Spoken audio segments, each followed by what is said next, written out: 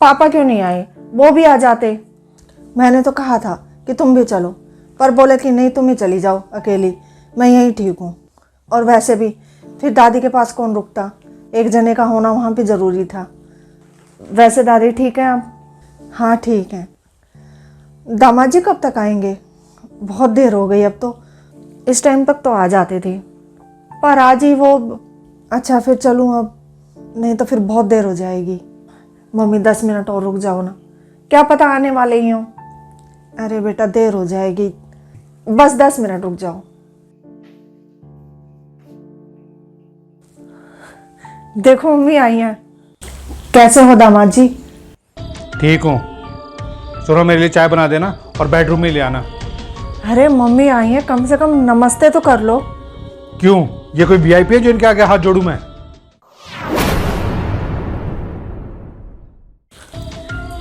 क्या हो गया है आपको? और ये क्या तरीका है बात करने का? दामाद जी ये किस तरीके से बात कर रहे हो आप मेरी बेटी से? अरे आपकी हिम्मत कैसी हुई ऐसे बात करने की? अगर अभी मेरे सामने आप ऐसे बात कर रहे हो, मेरी तो पीठ पीछे ना जाने कैसे बात करते होगे। अरे ये आपकी पत्नी है, कोई गुलाम नहीं। मैं तो आपको बहुत तमीज वाला समझती थी, पर आपको तो बात तक करने की तमीज नहीं है।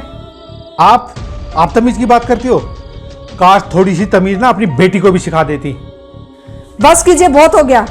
आपको मेरी मम्मी की इंसल्ट करने का कोई हक नहीं है। मैं इनके खिलाफ एक शब्द नहीं सुन सकती। क्यों, बुरा लग रहा है? अपनी माँ पर बात आई तो बुरा लग रहा है ना? और जब तुमने मेरी माँ पे चोरी का झूठा इल्जाम लगाया था तब मुझे कैसा लगा होगा, ये सोचा कभी? क्या? हाँ माँ जी, पूछे अपनी बेटी से। मेरे माँ बाप गांव से कुछ दिन के लिए बहू बेटी के साथ रहने आए थे ताकि वो चैन से कुछ दिन यहाँ पे रह सके। वो यहाँ पे आके बहुत खुश थे, पर आपकी इस बेटी ने उनके साथ एक हफ्ता गुजारना मुश्किल कर दिया। रोज किसी ना किसी बात पे मेरी माँ से लड़ने का बहाना ढूंढती थी ये। और जब इससे भी बात नहीं बनी तो इसने उनको वापस भेजने के लिए चोरी का झूठा इल्जाम लगा दिया। वो तो उस दिन मेरी माँ ने अगर मुझे कसम ना दी होती तो मैं तुम्हें बताता कि बदतमीजी क्या चीज होती है। वो मम्मी वो मैंने क्या तुझे यही संस्कार दिए थे? यही सब सिखाया था मैंने तुझे? अरे शर्म आती है मुझे कि तू मेरी बेटी है। आज तो मैं आ गई, आंदा है ना मैं तेरे घर में कदम नहीं रखूंगी। दामाद जी मुझे माफ कर दो, मेरी इस नालायक बेटी की वजह से आपके माँ बाप का दिल दुखा।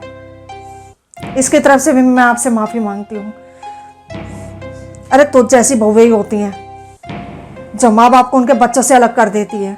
क्या यही दिन देखने के लिए वो बहू को घर में लेके आते हैं? मुझे माफ कर दीजिए, मुझे अपनी गलती का एहसास हो गया है। मैं गांव जाकर माँ बाप जी के पैर छूकर उनसे माफ़ी मांग लूँगी और उन्हें यहाँ ले आऊँगी। अब से वो गांव में अकेले नहीं, हमारे साथ रहेंगे। मैं माँ बाप जी को जानती हूँ, वो मुझे ज़रूर माफ़ कर देंगे। तुझे गलती का एहसास हो गया, बहुत है। माँ जी आप मुझे माफ़ कर देना। मैं आपकी इंसल्ट नहीं करना चाहता था, बस इसको इसके किए का एहसास कराना चाहता था। और जितनी मैं अपने माँ बाप की इज्जत करता हूँ उतनी ही इज्जत मैं आपकी करता हूँ। और गुस्से में अगर मुझसे कोई गलत शब्द निकल गए हों तो अपना बेटा समझ के मुझे माफ़ कर देना। नहीं बेटा, तुम्हारी कोई गलती नहीं है। अरे मुझे तो तुम पर नाज है कि दामाद के रूप में मुझे तुम जैसा बेटा मिला है।